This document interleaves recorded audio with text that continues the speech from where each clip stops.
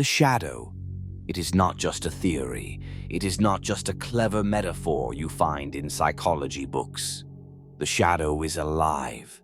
It breathes inside you, and whether you like it or not, it already rules your life.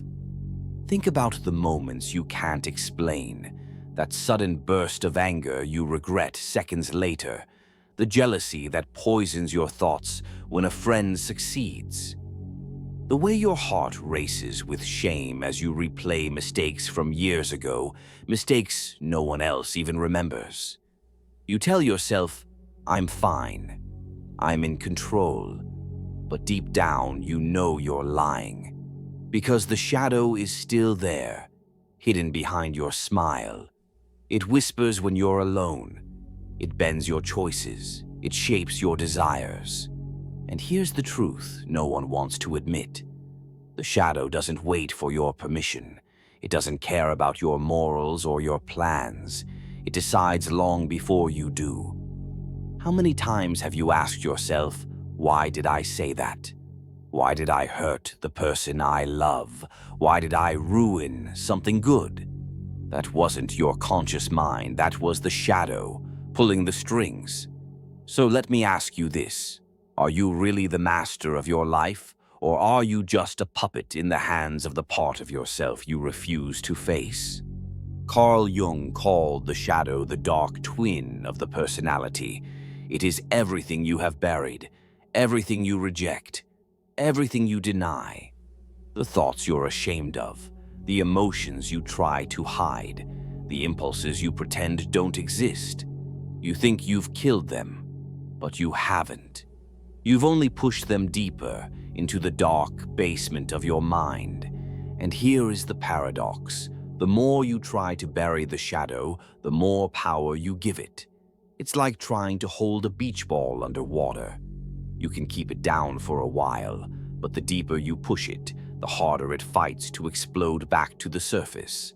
And when it finally does, it hits you in the face with a force you can't control.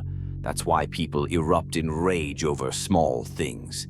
That's why jealousy leaks out in sarcasm. That's why fear paralyzes you at the very moment you need courage. The shadow never dies. It waits. It grows. It learns your weak spots. You thought you buried it, but in reality, it buried you. You don't need to look far to see the shadow at work. It's in your daily life. Why do you sabotage yourself just before you succeed? The exam you didn't prepare for, even though you had time. The opportunity you turned down because you told yourself you weren't ready. That's not laziness. That's your shadow making sure you stay small. Why do you fall for toxic partners over and over again? You know they're wrong for you, but you're drawn to them like a moth to flame. That's not bad luck. That's your shadow reenacting an old wound you never healed. Why do you smile politely when you secretly despise someone? Why do you feel hatred boil in your chest while your lips say, "No, it's fine"? That's not self-control. That's the shadow wearing a mask in public.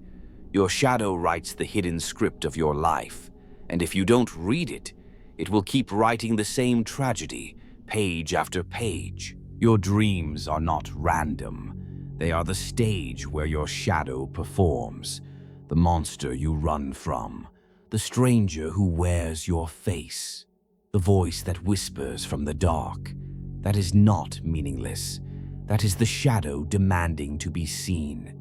Jung discovered this during his descent into the Red Book. He thought he was losing his mind, but what he found was a deeper mind. He saw visions. Philemon, the wise old man, Salome, the dark feminine, Elijah, the prophet, all symbols of the unconscious. It wasn't madness, it was initiation.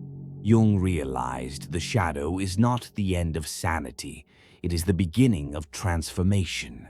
And if you've ever woken up from a nightmare drenched in sweat, your heart pounding, you know the feeling. The shadow is knocking. And every time you ignore it, the knocking grows louder. What happens when you refuse to face your shadow? Ignored anger becomes blind rage, erupting at the worst moment. Repressed envy becomes silent sabotage. You drag others down because you can't admit what you want. Buried fear becomes paralysis. You stand still while life moves on without you. And the truth is brutal. If you don't master your shadow, someone else's will master you.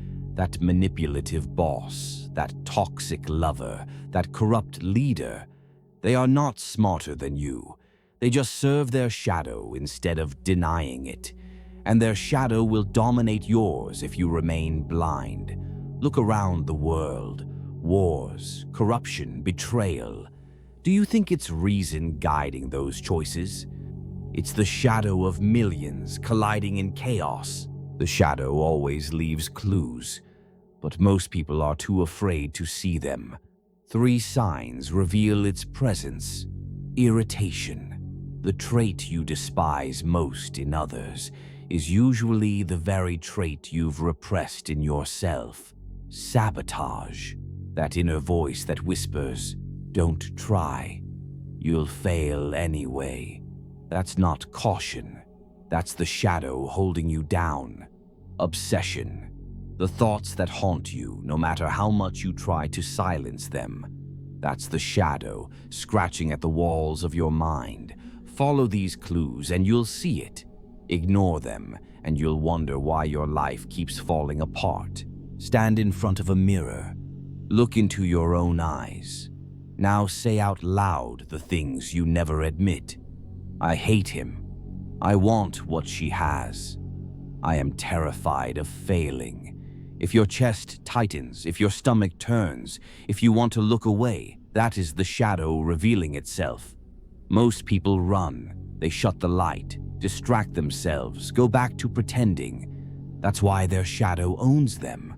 But a few, a rare few, stay. They face the trembling, the shame, the disgust, and in that act of courage they begin to take back power. Here's the secret Jung discovered. The shadow is not your enemy. It is raw energy waiting to be transformed. Your anger can become strength, the fire that drives you to act. Your envy can become ambition, the compass pointing you to what you desire most. Your fear can become freedom, the reminder that beyond terror lies growth. The shadow is a monster when you deny it, but when you face it, it becomes a source of power. The energy you once wasted in repression returns to you as strength. You are standing at a crossroads. One path. Pretend you are only light, deny the darkness, bury it deeper. But the cost is high. You will live as a puppet. The other path. Face the shadow, bleed in the process, endure the shame, but emerge whole.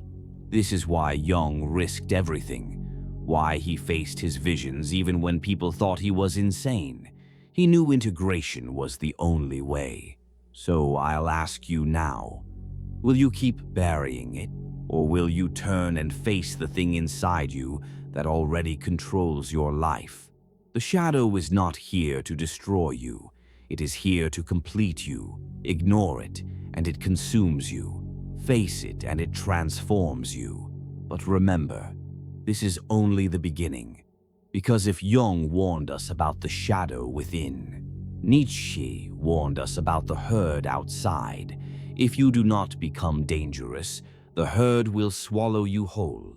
That is the next chapter. Subscribe and like, because tonight you met your shadow, but tomorrow you face the herd.